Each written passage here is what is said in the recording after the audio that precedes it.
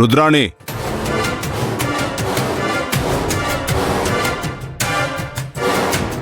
నువ్వు ఇంతకు ముందులా ఉండటం లేదు. నేను ఎంత చెప్పినా ఆ భూమి నా మాట వినడం లేదు. దాన్ని ఏదో ఒకటి చేస్తే గాని నేను ప్రశాంతంగా ఉండలేను.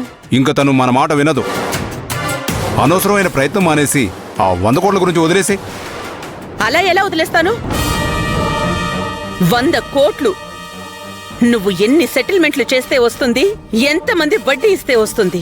10 మంది పిల్లల్ని చూపిస్తే వచ్చే డబ్బుని ఆ భూమి అడ్డుపడి రాకుండా చేసింది. అలా అని చూస్తూ ఊరుకుంటానా? ఏం చేస్తావు?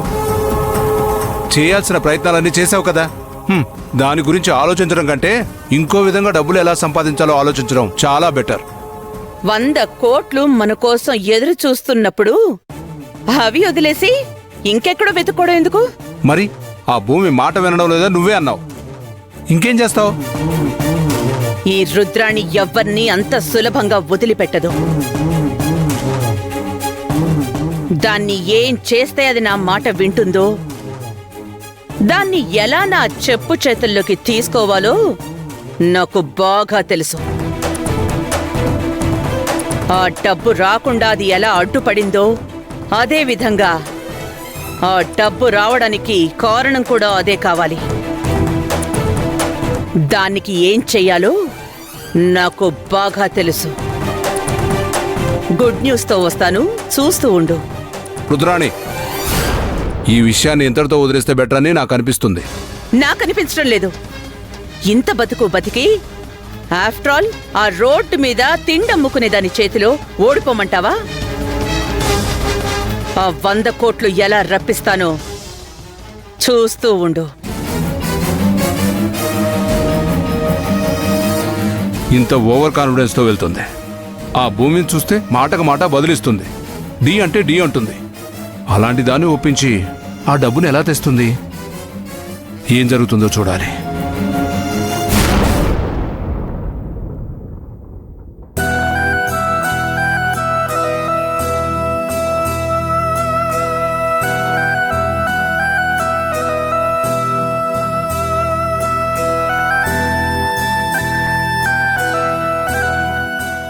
బాగుంది కదూ?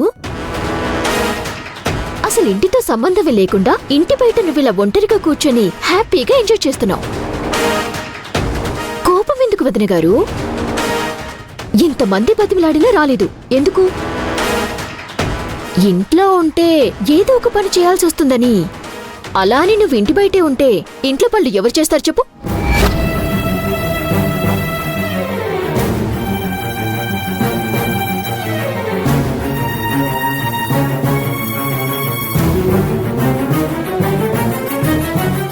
ఆకలేస్తుంది, టిఫిన్ చేయి.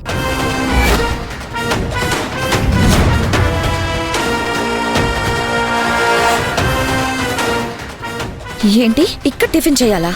అవును, ఇంట్లో పని చేయకున్నా ఇంటి బయట ఖాళీగా కూర్చొని ఏం చేస్తావు? ఇక్కడెలా చేస్తారు టిఫిన్? ఎలా చేస్తావో నాకు తెలీదు. లోపల మీ అమ్మకి చెప్దామంటే అసలే ఆరోగ్యం బాలేని మనిషి, నిద్రపోతూ ఉంది. నువ్వు చూస్తే ఇలా బయట కూర్చొనున్నావు. మరి ఇంట్లో పనులను ఎవరు చేయాలి? టిఫిన్లు ఎవరు చేసి పెట్టాలి? నీకంతగా ఆకలేస్తే నువ్వే వెళ్ళి చేసుకో. ఏంటి, నేను చేసుకోవాలా?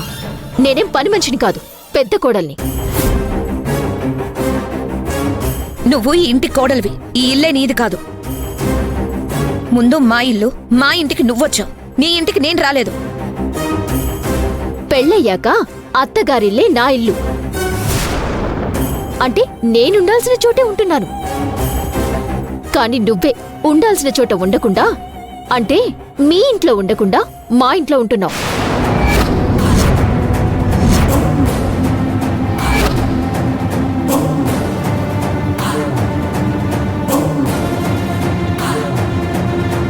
ఇంట్లో పడి తేరగా తినటమే కాకుండా నాకే ఆర్డర్ వేస్తున్నావా?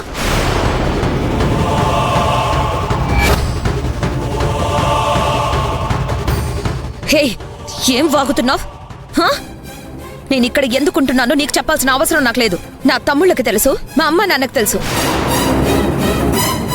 అవన్నీ వద్దు. ముందు ఆకలేస్తుంది. ఈ ఇంటి కోడల్ని కాబట్టి నేను పని చేయాల్సిన అవసరం లేదు. ఎక్కడ ఉండాల్సిన నువ్వు ఈ ఇంటికొచ్చి కూడు గూడు గుడ్డ అనే గవర్నమెంట్ పథకం కింద అన్నీ జరుపుకుంటున్నావు కదా. అలాంటప్పుడు ఖాళీగా కూర్చుంటే ఎలా? తిన్నది అరగాలి అంటే ఏదో ఒక పని చేయాలి కదా.